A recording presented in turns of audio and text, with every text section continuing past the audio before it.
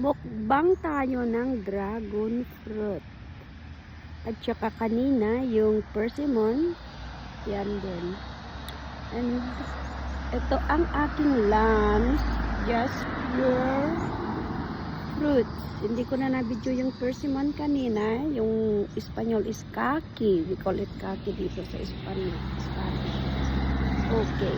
So, ngayon naman, magmumukbang tayo ng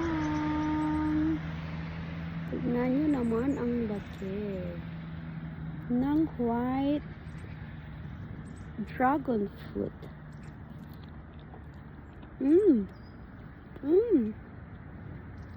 Tamis.